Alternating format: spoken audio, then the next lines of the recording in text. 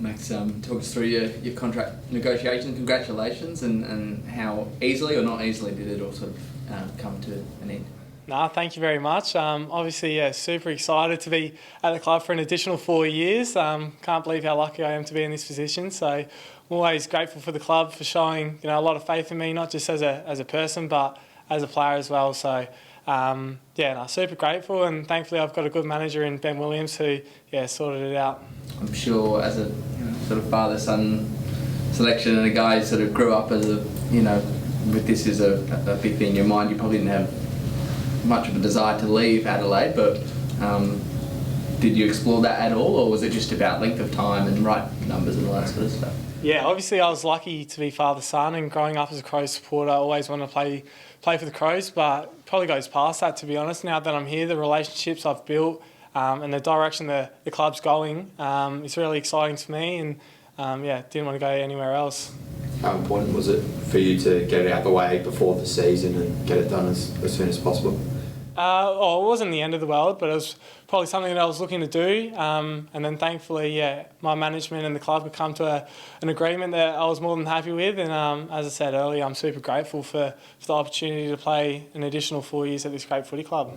Max, on radio yesterday, Taylor Walker played you a huge compliment. I'm sure you've heard that you're possibly the next captain. How do you react to that? Yeah. I don't know what I've done to Tex Walker for him to be so nice towards me, but ever since I've stepped foot into the club, he's kind of mentored me and looked after me, and he's been an outstanding leader for me. So I definitely owe him a lot, and super grateful for him speaking so highly of me. Is that something you're comfortable with, that you aspire to do? There's aspirations there, but it's not something that I'm pushing myself towards doing right now. I feel like that's something that I can hopefully go into in the future, and we're really lucky at the club now that we've got so many good leaders. Our leadership group got announced the other day where there's 7 boys in it who are all outstanding leaders in their own way, and I can just learn as much as I can off them, and that's the plan from now. Isaac Cummings said the same thing standing where you are yesterday, that he agreed with Tex. Does it make you, is it flattering to you, or does it make you a bit uncomfortable? How do you sort of sit with all the outpouring of compliments you're getting at the moment? Yeah, well, it's weird. Sometimes it's easy to hear a spray than something so kind as that. So, I'll definitely have to pay him back. But yeah, I can't stress enough how much of a good person Tex is and what he's done for me.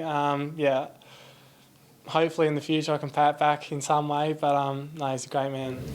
Something else that Isaac said was that leadership is second nature to him, and it's just something you have, or something you are, not something you can grow. Is that how you feel when you get these compliments about your leadership? Is that something you feel yourself, that it's almost something you don't try to do, you just naturally have these conversations?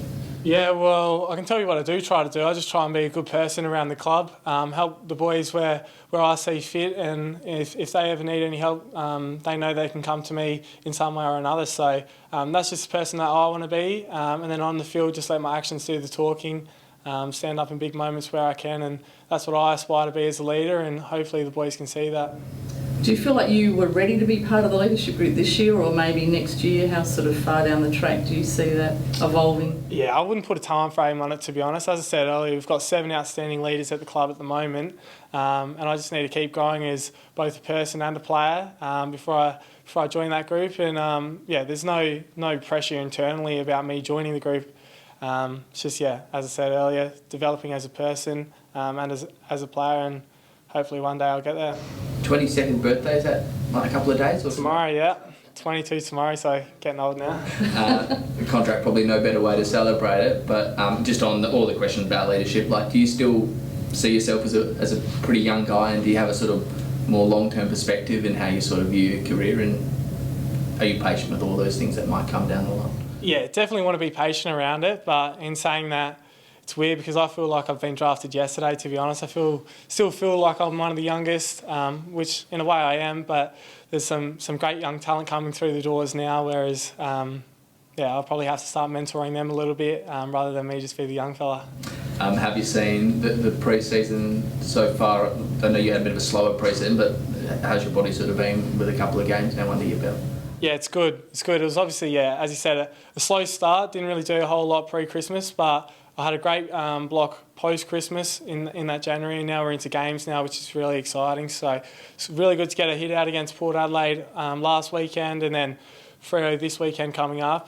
It's an exciting time of year for us, and yeah, we can't wait for round 1 against Collingwood. Was it not? I know it's only a pre-season game. Was it nice to blow the cobwebs off a little bit and play some opposition after the finals, which I think there was a lot of doom and gloom? Was it nice to get out there and remind yourselves that you're a bloody good footy team? Yeah, 100%. I think there's always a little bit of frustration, especially off the back of last year. We want to prove ourselves again this year, and playing against ourselves, you can't really do that. So to play against some opposition and a good side in Port Adelaide, it was great to get a hit out and see where we stand.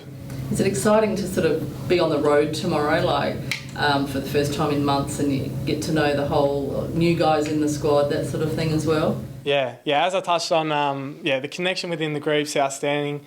I love being a part of the group. So much fun, especially those away trips. It's a real highlight for us, especially young boys. We've got a good crew there, and we like hanging out together. So we have maybe 4 days down in Freo, and we're excited for that. What's planned for that? Can you go to Rottnest or something? Or can you relax a little bit while you're over there, or is it all footy? Or how?